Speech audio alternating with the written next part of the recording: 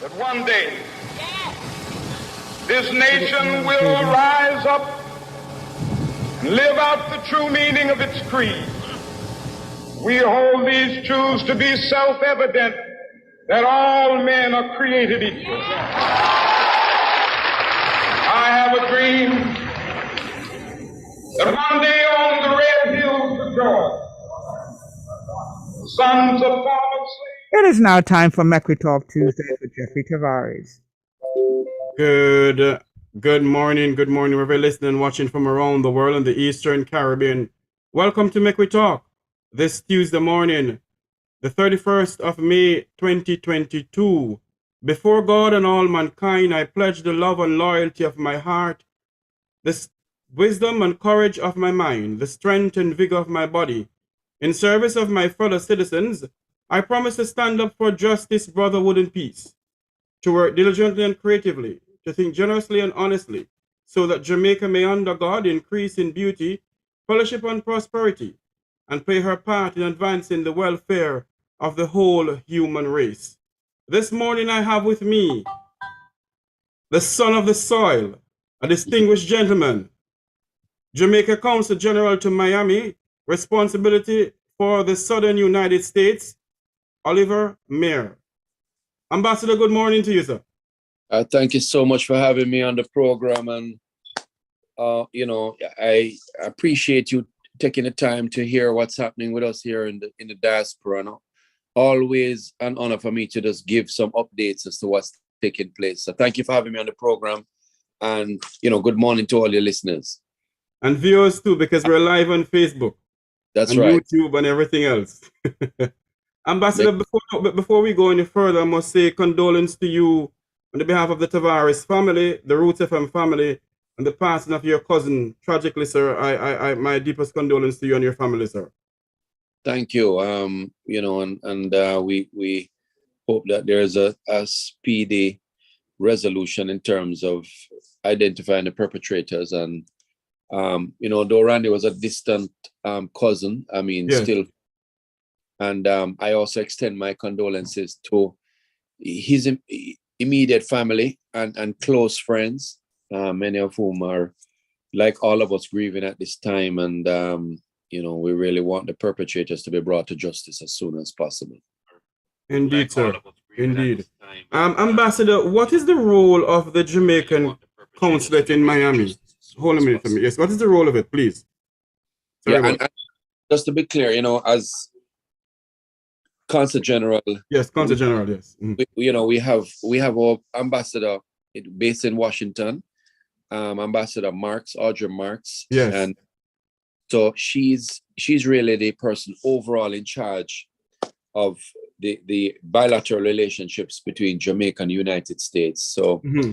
And then we have two consuls general, one based in New York and one based in Miami. Yes. I'm the person responsible for not just Florida, but 13 states.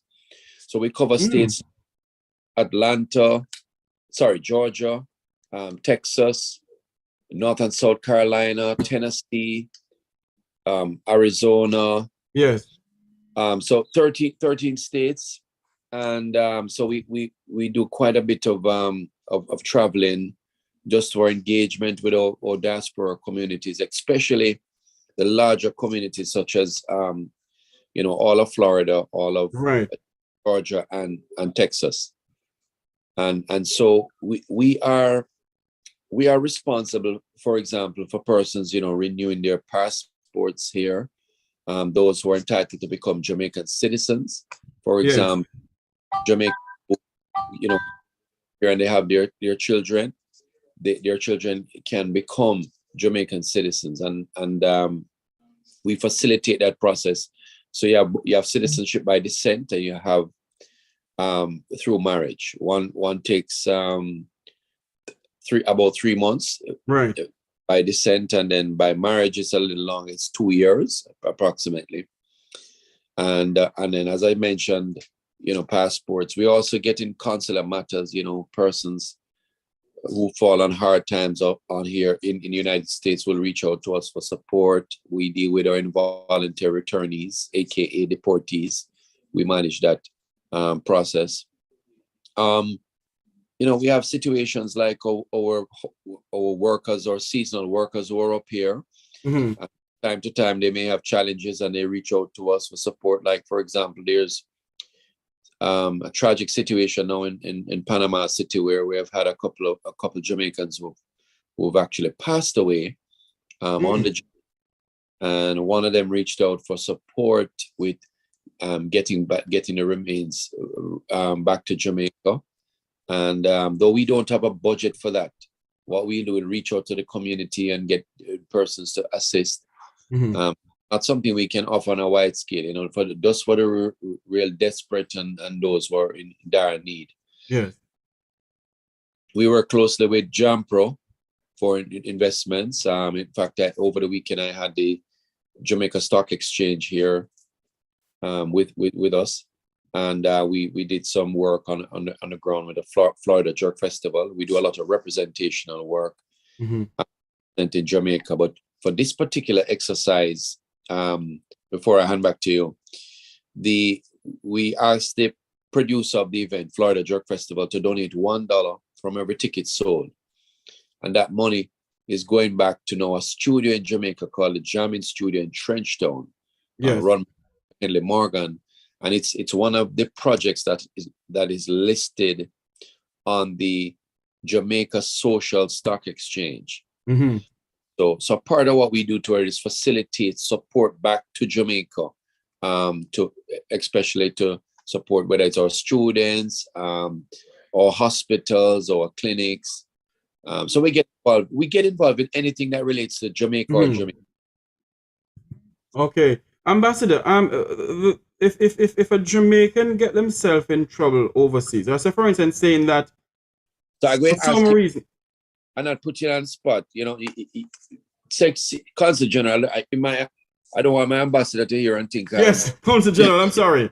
I do apologize about that. I keep on saying that to you.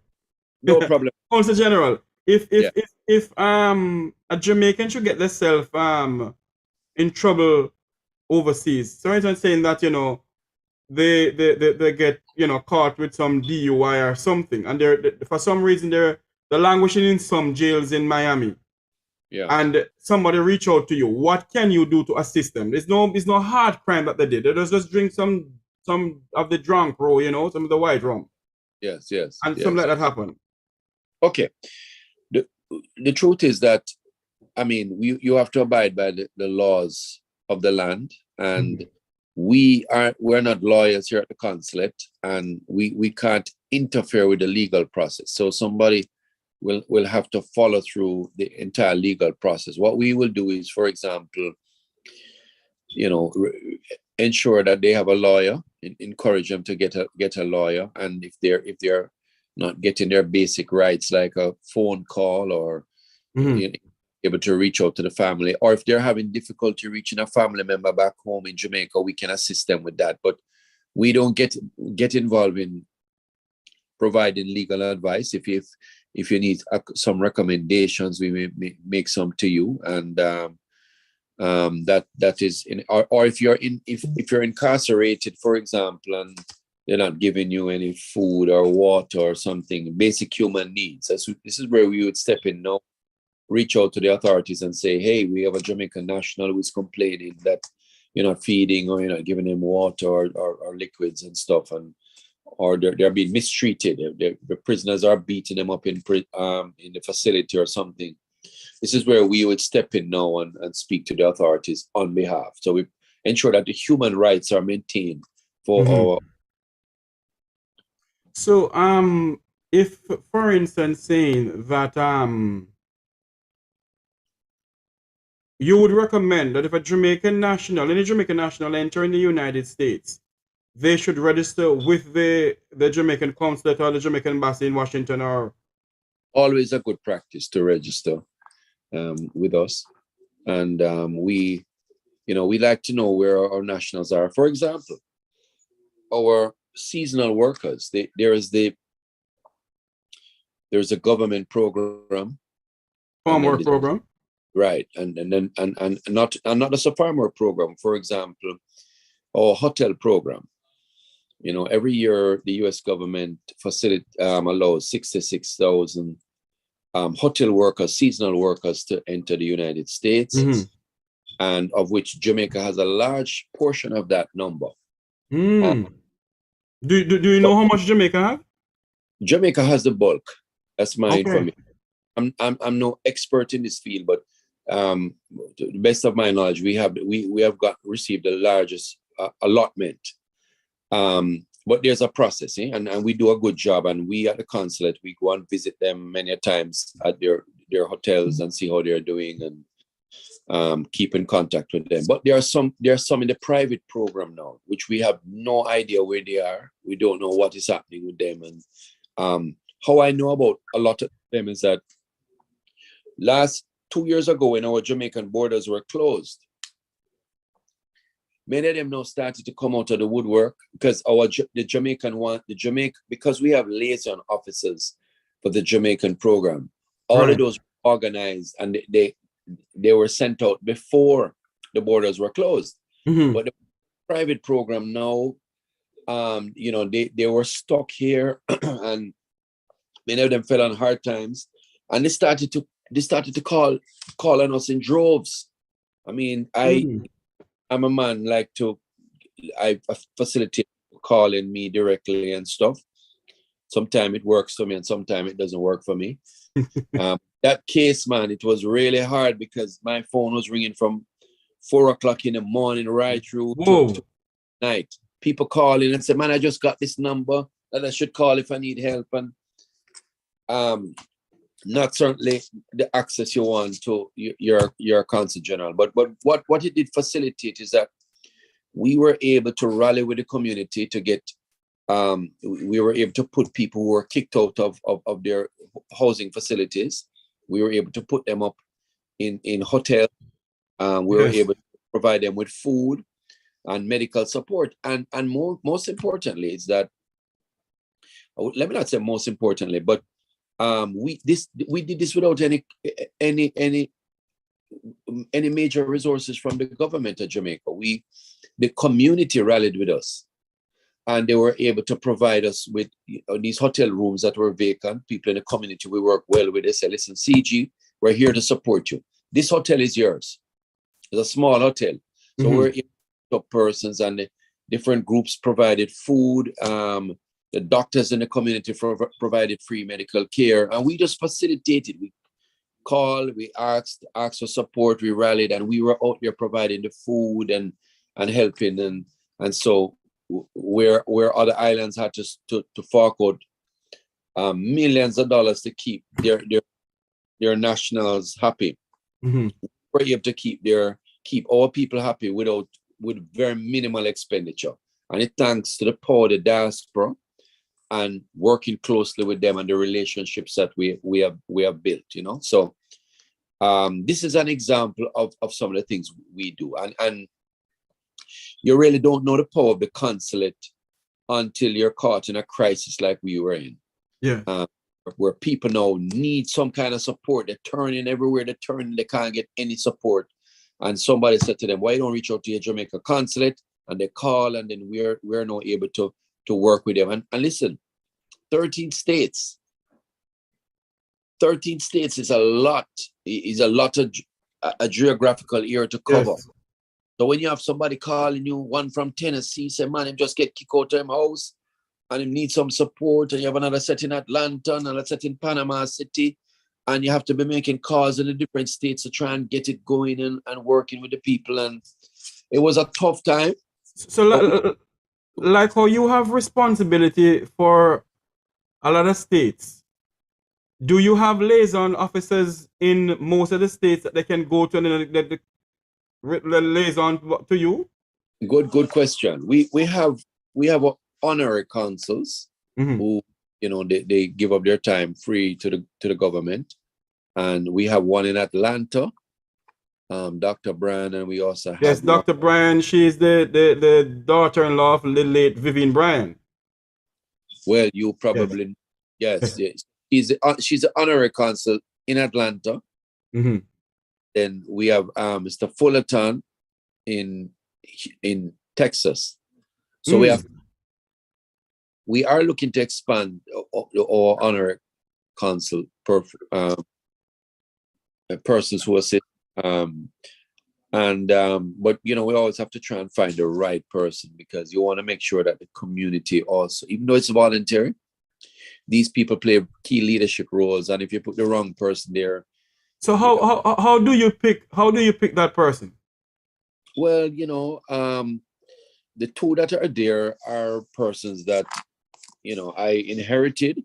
I don't mean anything by that statement, but just to say that the process, I wasn't involved in the process before, but typically they would ask persons to recommend and persons to apply for it, and then they have an interview process, first and second and third interviews, and then they would pick through the list and then decide on the best person for the position, and from there the honorary consuls tend to last for a long period of time. The current protocols, the current practices, they tend to be in for a long period of time, but they represent leadership on the ground as well. So the community holds them in high regard, so do have to, even though it's a voluntary thing, we do have to ensure we have the right people in these positions.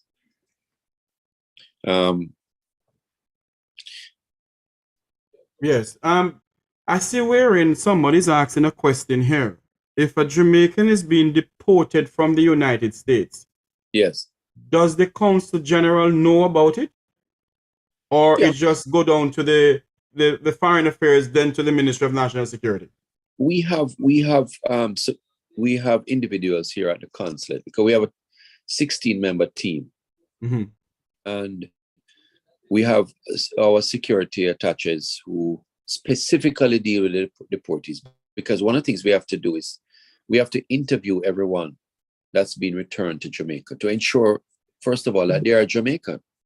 So there's a questionnaire that we have to go through with each of them, because we have people who will try and fool you up and believe that they're Jamaican, and they're not. And so we ask them basic questions, like which district you come from and where you went to school, and if they're buck shuffling at all, then we know there's a problem, and then we also have to check the paperwork that they have. And so there's a process there that we follow before. I mean, I certainly wouldn't be I don't interview any of the persons. From time to time, I would just go in the office and hear how things are going in terms of the list. If there's a particular problem with one or two, they may bring it to my attention.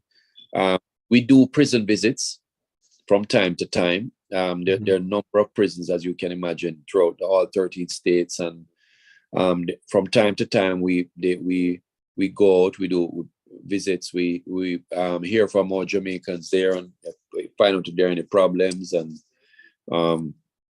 there may be one or two that have had particular issues that they may ask us to go out and just hear directly from them. And so prison visits is also part of what we do on our portfolio. But again, we're not lawyers.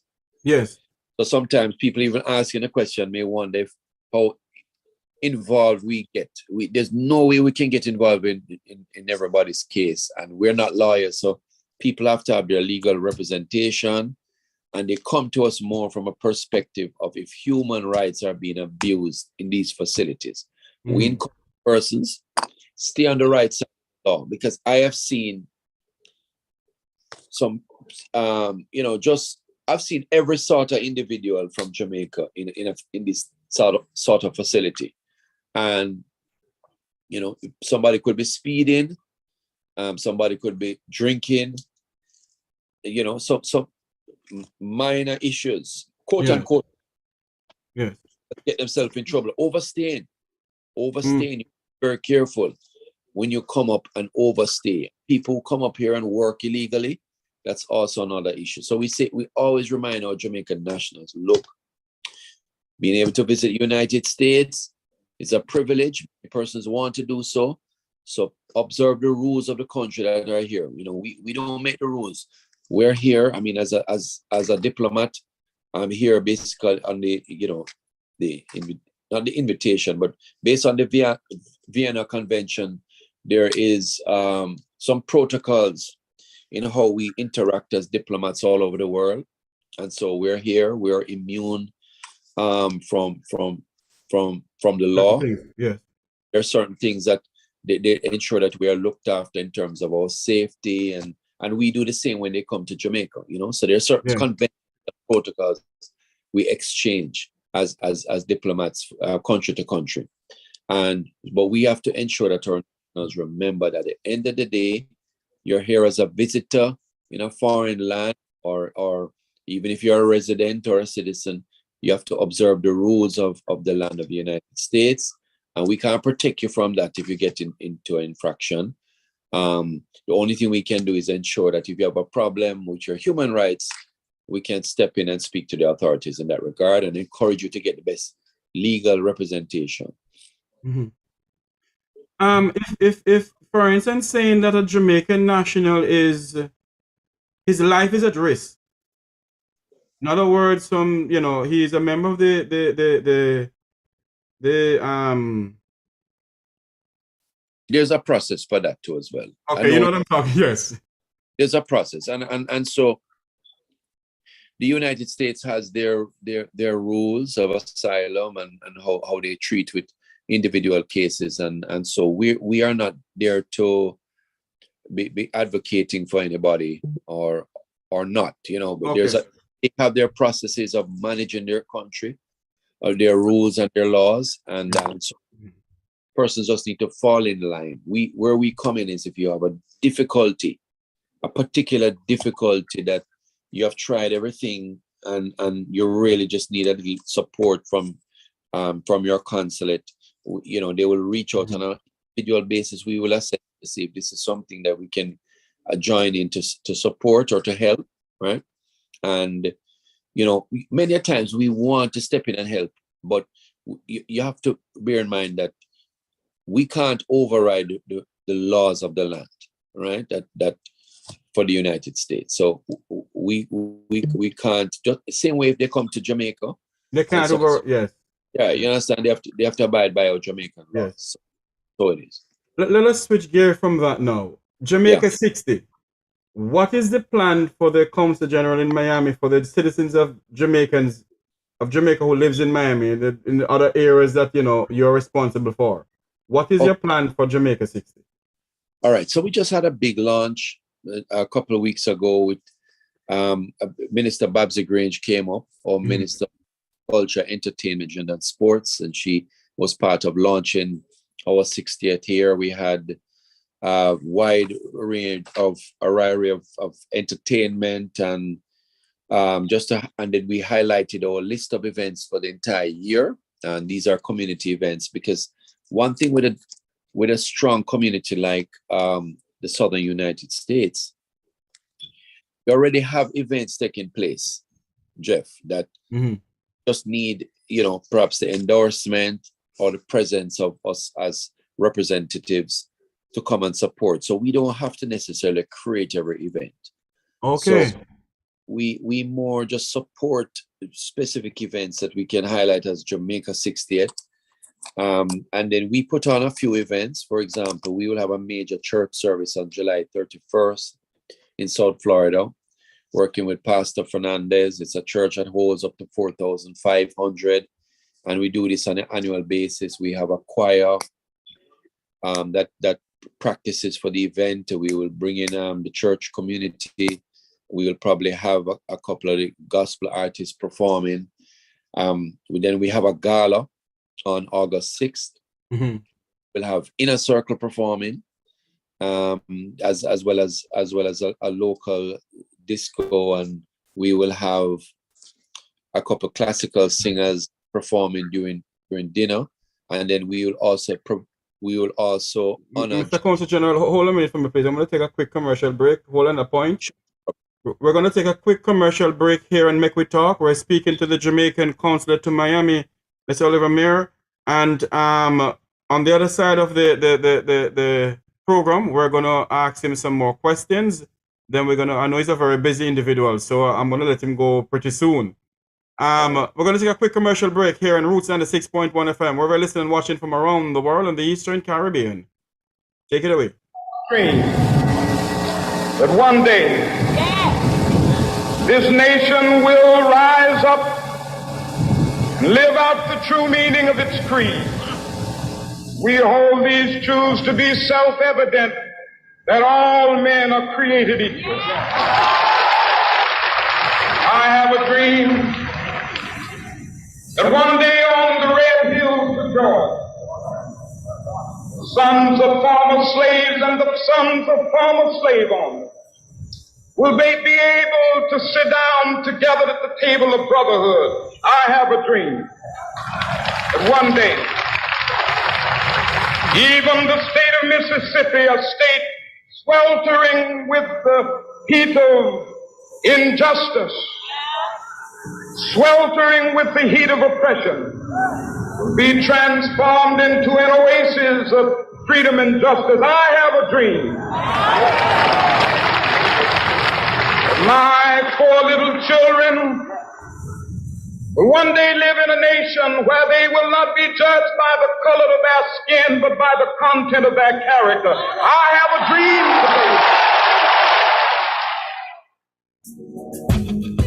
Hi, I'm Sharon. Hi, I'm Marcia. I'm Andrew. Join us this and every Wednesday morning for Extraordinary Abilities on Roots 96.1 FM. Join us for news, views, and interviews with extraordinary people. Extraordinary Abilities every Wednesday morning, 9 a.m. to 10 a.m. on your extraordinary radio station, Roots 96.1 FM. It's gonna be fun, informative, and educational, but most of all, it will be extraordinary.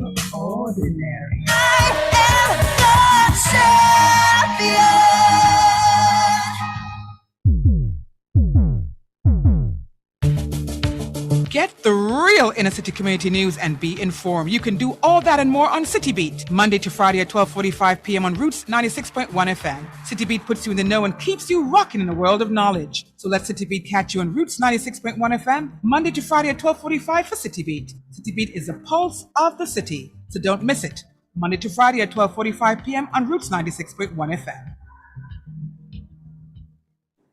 I have a dream that one day. Welcome back to Mek Wi Talk here on Roots 96.1 FM, where we're listening and watching from around the world in the Eastern Caribbean. This is Mek Wi Talk with your host, Jeffrey Tavares. I'm speaking to Jamaica Consul General to Miami with responsibility for the Southern United States, Mr. Oliver Mair. Welcome back, sir. Thank you. It's always good. When I hear the long commercial breaks, means that business is good, you know. So I'm no, you know. if let I throw this out as I have you on. Roots FM is owned by the Mustard Seed Communities in Jamaica, you know. It's a non-profit organization. The founder is Father Rankin Sung, if I'm pronouncing it correctly. Yes. And actually Roots FM is in dire need of help. Okay, well, you know, I must endorse Mustard Seed, what they have been doing. I've been to several events for them, you know, when they're doing the fundraisers here, and they always invite the Consul General to come and say a few words to endorse their fundraisers. And I've had the honor of meeting, you know, Father and just encouraging him and thanking him for the work that he has been doing. Yes. So I want to publicly just join in for the support. Anybody listening, let's continue to support. But before you go any further, sir, the station is in dire need of 2 brand new transmitters. They're working on a bob and weave transmitter that it will go out anytime now. That's it for Roots. Wow. So, you know, yes, they're trying to get 2 brand new transmitters. They need some mics, some headsets. They need another the board that I know the name of the board. Owen can give me the name of the board and Zoom here. That they need. But if we can get 2 brand new transmitters for the station right now, would appreciate it. Or some second-hand one that can work in Jamaica, you know. So I don't know if anyone out there who's listening, or maybe you can help us to see if anyone can assist us, because they truly need it. Okay. Well, I exactly what you do, what the appeal you just made there is the sort of things that we help to do in terms of, organizations will do fundraisers, Yeah. and they will ask us to come and be the guest speaker, or be a part of helping them to get the word out, so that funds can be garnered to support initiatives like what you just mentioned, well needed resources. Yes. And so I join in with encouraging persons to support much needed help. So going back to what we were saying, don't want to forget that for the 60th as well, we're going to be honoring Jimmy Cliff at the event. And Jimmy Cliff, when you think about the legends that we have had, Bob Marley, Peter Tosh, Bunny Wailer, I mean, Jimmy Cliff ranks among the absolute greatest that Jamaica has ever produced. Indeed. And so we are deeply honored that we will have him live and direct at our ball, Independence Ball. We're going to honor him. And it is indeed an honor to have him there in person. And we're not asking him to sing. If he does, we will be pleased. We'll be very happy. We're happy enough to have just being there in the room to accept all and usher and just usher him all the love and appreciation that he deserves.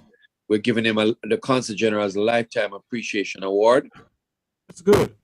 And so persons can come out and take a picture with Jimmy and just be a part of that moment as well. And then we will have a street dance on the night. So in the morning, we're going to have an event in Miramar with Mair Messam. In the evening, we'll have our ball. And then after that, we'll go right to Independent to the street dance. So it's going to be a full day.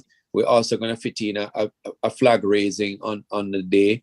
And then Sunday, we have a major concert that will take place in Lauderhill, of which we'll be present as well. So the weekend is going to be very busy, but throughout the year we have lots of events, and I want to encourage persons to like our page, the Consulate General of Jamaica Miami page. You can like my pages on Instagram, Mair Oliver, or on Facebook, and I try to update as much as possible events taking place, what we're doing.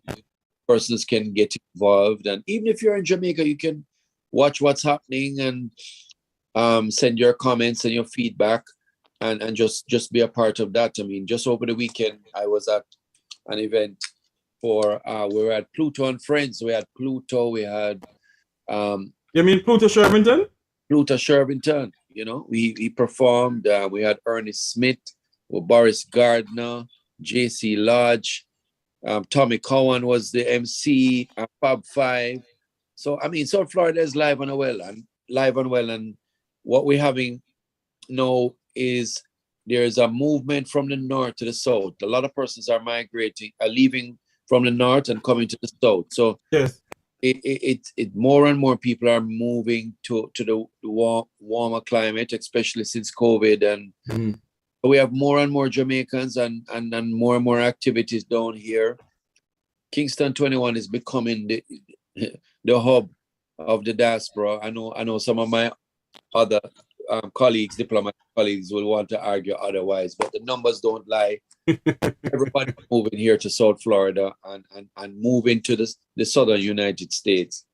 So the Florida, Georgia, Texas. In fact, the number one state right now is in terms of population is still California, then followed by Texas, and then Florida. So Florida has. I thought New York was the number one. No, well, in terms of population, just raw population, not saying Jamaican or non-Jamaican, the population, Florida now has surpassed New York. Wow. So Florida has 21.4 million inhabitants and growing. Jamaican? No, not Jamaicans. Okay. Remember I said overall population. Oh, yes. Overall population. Now, in terms of Jamaicans living in each vicinity, I would still say that New York would have more Jamaicans living there. But as we wait on the results from the recent census, we're still waiting on some specifics with that. I'm sure you will see that there are more Jamaicans that have moved here. So even though I do believe most of the more Jamaicans are still in New York, there is a trend towards moving to the southern United States. That's just the data we're seeing coming up. And we have lots of communities here, Miramar, Lauderhill, that are just home to several Jamaicans. And so we get to interact with a lot of major activities that are taking place in the community. Also, I should mention that one big event that we will have coming at the end of September, early October, is we will be hosting the National Dance Theatre Company. So NDTC will be coming up here, having a historic tour right here in South Florida.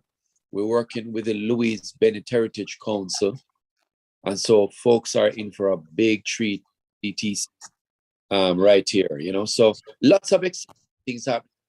It's impossible for me to cover, you know, all of it, yes. Because they constant every week, literally on a Saturday, on a Sunday, I will have maybe 5 events on a Saturday and 3 on a Sunday that I'm called to people reach out to me and ask me to come by to represent. And big events, if they're happening in Jamaica, these would be big events. True. And so just on this week, we had Best of the Best with Barry Salmon, Baby Sham, the Florida Jerk Festival had Ding Dong, and all these big artists coming up, Fab Five, and so entertainment is live and well. Jamaicans came out in thousands to the Florida Jerk Festival and Best of the Best concerts, and Pluto and friends over the weekend. And Jamaicans really celebrating the culture, and they really embracing the 60th. And in that regard, I also want to remind persons that we have a diaspora conference coming up on June 14th to 16th.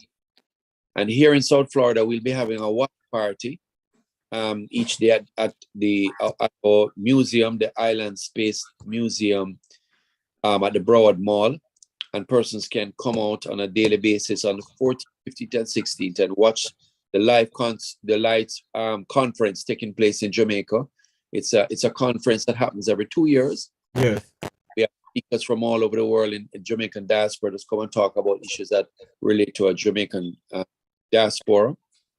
And we'll be facilitating, we'll be having complimentary Blue Mountain coffee and some you know, light hors d'oeuvres and stuff. Again, compliments of the community, you know, not asking the government for any support. The sponsors who come in and people can sit and watch, engage, you know, diaspora conference on June 14th through 16th at Island Space. Okay. Before you go, Ambassador, I'm being told I should reply to. Okay. A Jamaican, a friend of Jamaica, who lives in Florida, Dr. Paulette Anarchy Thompson. Yes. She's a pastor. She's saying hello to you and, you know, bigging up that you're doing a good work. Thank you. Thank you, Rev. Is it Dr. Thompson, is it? Paulette Thompson? Dr. Paulette Anarchy Thompson. She's Pastor Dr. Paulette Anarchy Thompson. Okay. Thank you so much, Pastor Thompson, for your kind words. Yes. And before I let you... Consulate, 16-member team. Pardon me? No, I'm saying I accept her gracious words on behalf of the 16-member team here. Yes. You know, it has been a pleasure talking to you, and I'm pretty much sure you won't be a stranger to Mek Wi Talk, nor a stranger to Roots FM, now the Mustard Seed community. I must tell you thanks for coming on to the program, sir. You have a final word before you go? Just want to say that, you know, despite all the challenges that we experience as a country and as Jamaicans, my experience here in the diaspora has been a refreshing one. The community here has been so supportive to me and my family from day one. And, you know, it has, I mean, I've always been optimistic about Jamaica, but my faith and commitment to the country has grown since being right here in South Florida, just because of the outpouring of love and support from Jamaicans who want only the best for their homeland. And no matter where you go, no matter where we go in the world, Jamaicans are just expanding the borders of Jamaica. And wherever we meet and assemble, I consider that also to be Jamaican. The culture is alive. People appreciate the culture. The culture is what is pulling us together, bonding us together as a people. And so despite the challenges, let us also balance the good things that are taking place in the community, in the world that we reside. And Jamaica is just such a blessed part. We're so blessed to be born in this very special country that has produced so many stalwarts, Bob Marley, Usain Bolt, Shelley and Fraser Price, Marcus Garvey, so many stalwarts. We're little but with Talawa. And out of many one people, many times I go and people say, man, you're from Jamaica? I say, yes, man, out of many one people. And we have all different shades, size, colors, but we have so much to offer, so much that we have given the world that we can be excited about. I'm yet to find somebody that just don't like Jamaica. Once you mention that you're from Jamaica, doors just open up. So Indeed. We have to be excited about the culture we're from, and just continue to believe in Jamaica, because I believe we are specially blessed, as our name says, Jah Mek. Thank you very much, Oliver Mair, Consul General with responsibility for the Southern United States, Consul General to Miami. Thank you so much, sir. I see you have your hand full for Jamaica 60. Yes, man, we do. And we have a community, everybody working together, and we energize it. And Jeff, I want to thank you for your work that you're doing, and thank you for inviting me on the program, and all who took time to listen in on the program. Pleasure being here, and feel free to invite me back. Thank you. I will. Thank you very much, sir. Thank you. Speaking to the Jamaican Consulate to Miami, Sir Oliver Mair, and with responsibility for the Southern United States. Speaking about, the role of the Consul General in Miami, or the role of the Consul General throughout the Southern United States. We're going to switch gear to road safety. I am being told that the president of TADS, Edgerton Newman, is going to be on the line to speak a little bit about road safety. I'm just waiting on him to ring the phone here so we can speak a little bit about the road safety within the land of wood and water. So many people taking the road as if, because the Minister of Finance said this carpet, the drivers, if they're crazy.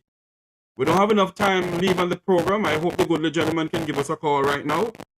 Mr. Edgerton Newman, president of TADS, will be my next guest. We're going to speak about road safety in Jamaica and what is TADS doing for the bus and taxi drivers within the length and breadth of Jamaica. So I'm just waiting for the good gentleman to come on to the program right now. Jamaica, what the Consul General just said, about we little bit with Talawa. So we little bit we really Talawa for true. We're little bit with Talawa for true. Good morning, Mr. Newman. Good morning, Sir Tavares. How are you, sir? I am very good, sir. Welcome to Mek Wi Talk once more, sir. It's always a pleasure. Thanks for having me. You have a road safety thing going. You have a road safety thing going on, Mr. Newman. Can you tell us some more about it, sir? Yes, as you might be aware that the month of June is always observed as National Road Safety Month. And so TADS will again be engaged in a number of activities to observe the month. We'll kickstart tomorrow morning with focus on our children, and we'll be having a presentation at the Halfway Tree Primary School at 7:45.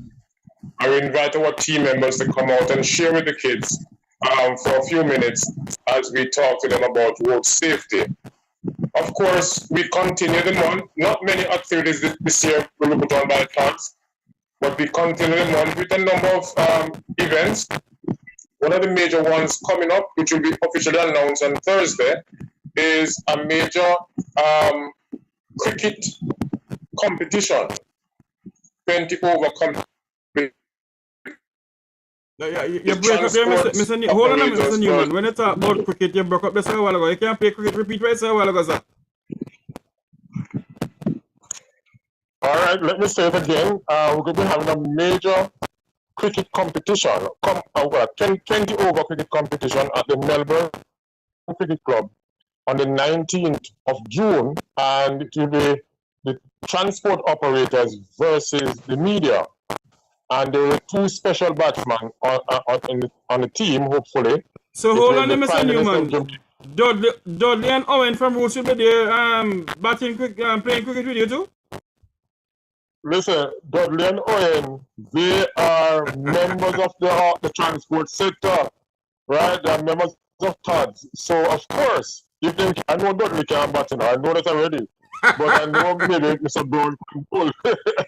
But they'll be welcome. We're going to be opening the thing for invitational 11 after Thursday, and we're going to be having a little selection. And the Prime Minister and the leader of the opposition are invited to pick a site which they want to play on. So they will be there also? Yes, we are inviting them to be there to spend the day with us. Remember, it's Father's Day, and we'll be having a treat for the fathers. So it's going to be a dual exercise for the fathers, and they can take their families. That's going to be a major event of TODS during Road Safety Month. So it's Road Safety Month and it's Father's Day.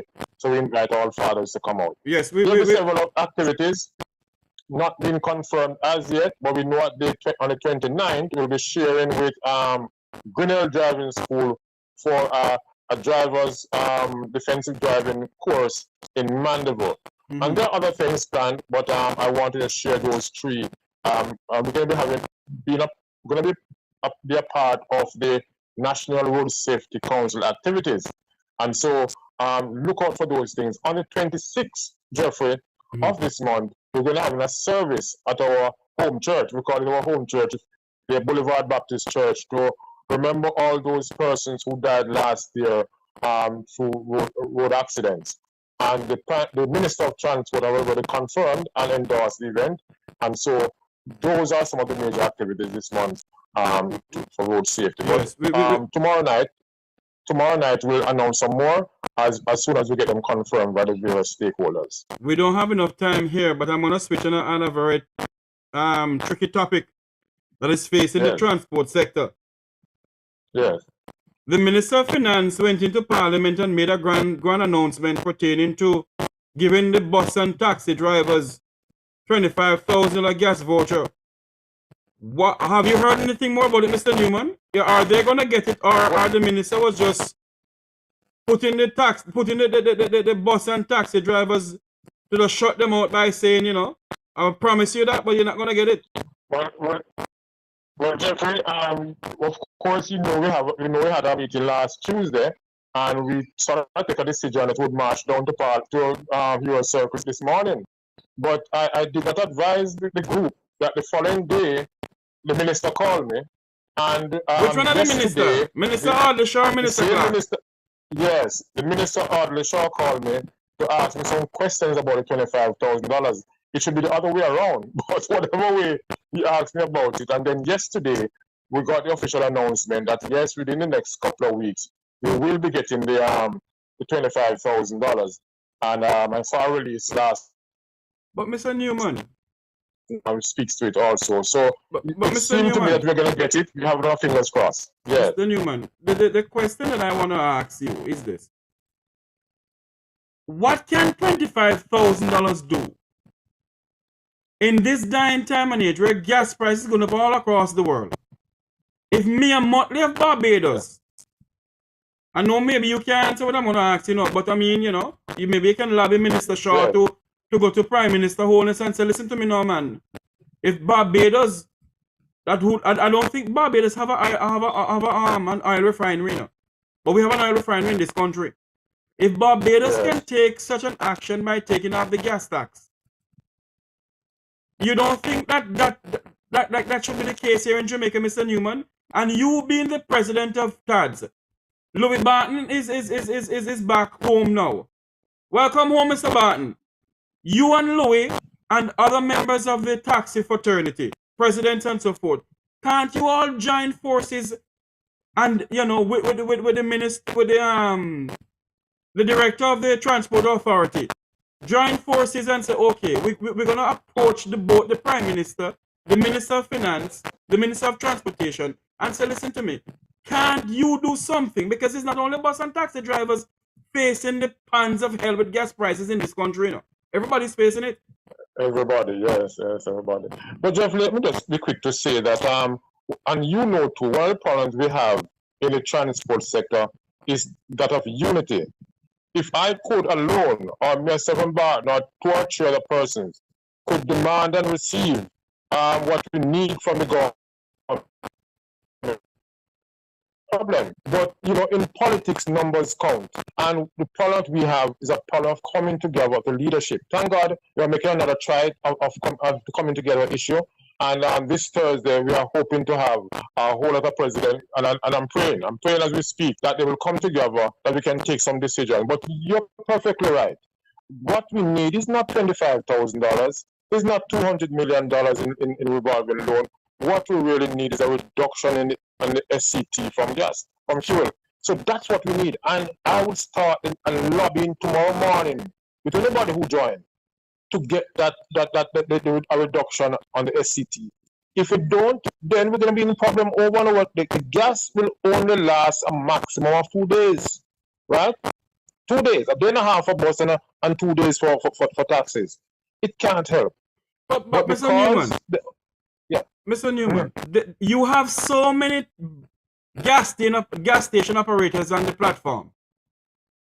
Can't they say to the bus and taxi operators at 1 gas station or 2 gas stations, come over me, I can drop my gas price a little lower than S up the road or Tavares gas station up the road or the other gas station up Boulevard. You have so much of them on the platform. Can't they do something and try to accommodate the bus and taxi operators who are feeling the pangs of hell? But they need a fare increase. They're not getting it. The former Minister of Transportation says soon. How soon? Soon. Yes. And we think it is a little below the belt. But Jeff, let me tell you something. We have been there in terms of working with the gas stations. We have been there, done that. You know, we had a perfect relationship with right now with Fesco. And Fesco be willing to work with us in give us a reduction in price and put certain mechanisms in place. But we're not having anybody come together. So in other words, President Newman. Let me just make the point. One president says to me, if his TADS get it, my members no longer want it. You know what that is saying to us? Right? Labour Party and PNP. You see, the JGRA is our brothers in crime, right? They are willing to work with us. They spoke to us, they tell us that they're willing to work with us. But the division among the sector members, the sector leaders, is our major problem. Edgerton Newman, president of TADS, a man who works very hard for the bus and taxi operators in Jamaica.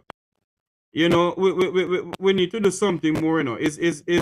We can't live like this where the Labour Party and the PNP they're dragging one side and because of that, the whole bloody country is divided. Mr. Newman, thank you for coming on, sir. Thank you for having me, brother. You take care of yourself. Okay, sir, thank you. We were speaking to the Jamaican Consul General to Miami, Mr. Mair, who is responsible for the Southern United States. And now we were speaking to Edgerton Newman, president of TADS. I tell you something, you know, we have a country that everybody loves. And if we don't do something to uplift our country as Jamaicans, then God help us. You know, we have so many things to deal with in Jamaica. We have so many problems going on in our country. And, you know, it is full time for us as Jamaicans to come together as a collective view. And I'm saying this to the bus and taxi operators out there. Despite a problem you may have with one individual, forget about it. It's for the benefit of you. Come together. And other motorists out there who are feeling the pans of hell with the gas prices, they need to come together. I am willing to host a forum. If you all want to host a forum, I'm willing to host a forum on a Sunday evening or what. Let us invite members of the gas fraternity and Petrojam and who owns gas stations in this country to come together and let us lobby the government, because if Barbados can do it, Jamaica can do it. Prime Minister Mair Motley did it. Why can't we do it? You know? To be self-evident. And I'm saying to you, it's best that we do this. Thank you all for listening. Thank you all for watching.